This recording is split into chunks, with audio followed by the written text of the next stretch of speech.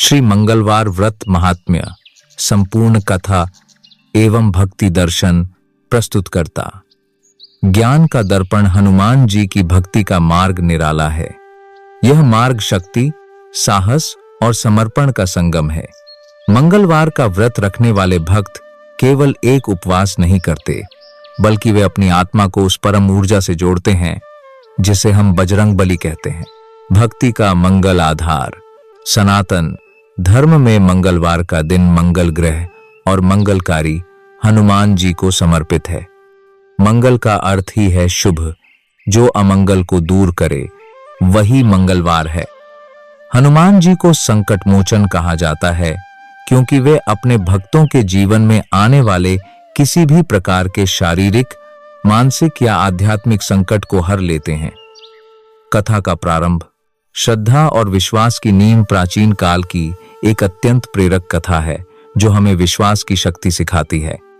एक नगर में एक ब्राह्मण और उसकी पत्नी रहा करते थे। वे दोनों धर्मपरायण थे और हनुमान जी की सेवा में ही अपना जीवन व्यतीत करते थे। उनके घर में अन्न, धन की प्रचुरता थी, पर आंगन में किसी बालक की किलकारी नहीं गूंजती थी। इस दुहक ने उन्हें भीतर से तोड़ दिया था। ब्राह्मण ने निश्चय किया कि वह वन में जाकर तब तक तपस्या करेगा जब तक हनुमान जी साक्षात प्रकट होकर उसे पुत्र प्राप्ति का वरदान नहीं देते। वह कठिन साधना में लीन हो गया। दूसरी ओर उसकी पत्नी घर पर ही रहकर कठोर मंगलवार व्रत का पालन करने लगी। वह पूरे दिन निराहार रहती और संध्या को हनुमान जी को चमेली के तेल और सिंदूर से सुसज्जित कर उन्हें चूरमे का भोग लगाकर स्वयं प्रसाद ग्रहण करती।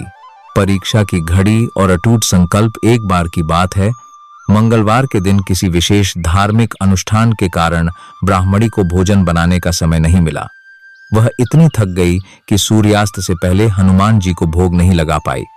उसने विचार किया कि यदि वह आज भोजन करती है तो उसका नियम टूट जाएगा। उसने संकल्प लिया कि अब वह अगले मंगलवार को ही अन्न ग्रहण करेगी। 6 दिन बीत गए। वह ब्राह्मणी निर्जला उपवास पर रही। उसकी देह दुर्बल हो गई, पर उसकी दृष्टि हनुमान जी की प्रतिमा पर टिकी रही। 7वें दिन जब वह पुनः मंगलवार का पूजन करने बैठी तो उसकी निष्ठा देखकर पवन पुत्र हनुमान जी स्वयं प्रकट हो गए। उनके तेज से पूरा कक्ष प्रकाशित हो उठा। हनुमान जी ने मंद मुस्कान के साथ कहा, हे देवी, तुम्हारी अविचल भक्ति ने मुझे विवश कर दिया। मैं तुम्हारी मनोकामना पूर्ण करता हूं। यह बालक लो, यह मेरे ही समान पराक्रमी और तुम्हारा आज्ञाकारी होगा। हनुमान जी ने उसे एक सुंदर बालक भेंट किया और अंतर्ध्यान हो गए। ब्राह्मणी ने उस बालक का नाम मंगल रखा। संदेह का विष और सत्य का चमत्कार। कुछ समय पश्चात जब ब्राह्मण अपनी तपस्या पूर्ण कर घर लौटा तो उसने देखा कि उसकी पत्नी की गोद में एक सुंदर बालक खेल रहा है। ब्राह्मण के मन में कुतर्क पैदा हुआ। उसने सोचा कि उसके इतने समय तक बाहर रहने के बाद यह बालक कहां से आया। ब्राह्मणी ने हर्षोल्लास के साथ हनुमान जी के प्रकट होने की बात बताई, पर ब्राह्मण का मन शंका के अंधकार में डूबा था। एक दिन ब्राह्मणी घर के कार्यों में व्यस्त थी। ब्राह्मण ने अवसर पाकर बालक मंगल को अपने साथ लिया और उसे पास के एक गहरे कुएं में फेंक दिया। घर लौटकर जब ब्राह्मणी ने मंगल के विषय में पूछा तो ब्राह्मण ने अनभिज्ञता जताई। तभी एक अद्भुत दृश्य उपस्थित हुआ। मंगल कुएं से बाहर निकलकर हंसता हुआ अपनी माता की ओर दौड़ा चला आया। ब्राह्मण यह देखकर स्तंभित रह गया।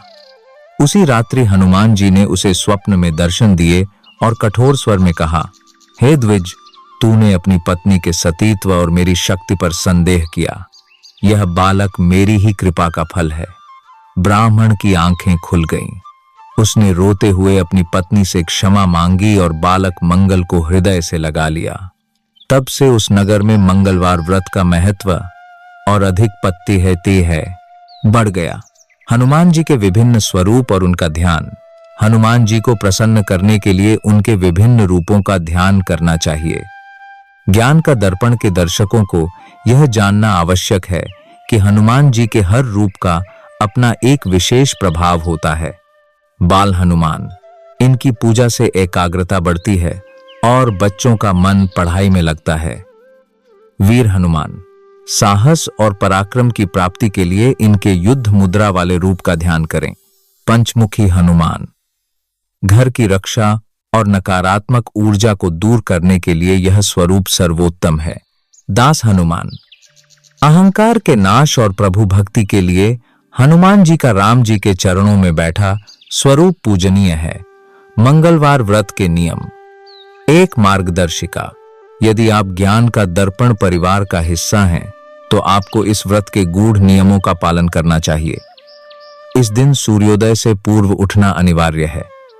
लाल वस्त्र धारण करना शुभ होता है, क्योंकि लाल रंग मंगल का प्रतीक है। इस व्रत में नमक का पूर्ण त्याग करना चाहिए और केवल मीठा भोजन ही करना चाहिए। संध्या के समय हनुमान चालीसा, बजरंग बाण और सुंदरकांड का पाठ करने से व्रत का फल कई गुना बढ़ जाता है। सामाजिक और आध्यात्मिक लाभ। इस व्रत को केवल व्यक्तिगत लाभ के लिए नहीं, बल्कि मानसिक शांति के लिए भी करना चाहिए। आज के भागदौड़ भरे जीवन में तनाव और अवसाद एक बड़ी समस्या है। हनुमान जी का स्मरण मात्र ही मन को स्थिरता प्रदान करता है। जो जातक मांगलिक दोष से पीड़ित हैं, उनके लिए यह कथा और व्रत रामबाण औषधि के समान है। ज्ञान का दर्पण। एक विनम्र निवेदन प्रिय भक्तों, भक्ति और अध्यात्म का यह दर्पण सदा यूं ही चमकता रहे, इसके लिए हमें आपके सहयोग और प्रेम की आवश्यकता है। हम ज्ञान का दर्पण चैनल के माध्यम से आप तक वे कथाएं पहुंचाते हैं जो हमारे ऋषियों मुनियों ने हमें विरासत में दी हैं। यदि आपको यह विस्तृत मंगलवार व्रत कथा और हनुमान जी की महिमा पसंद आई हो, तो कृपया हमारे चैनल ज्ञान का दर्पण को सब्सक्राइब अवश्य करें।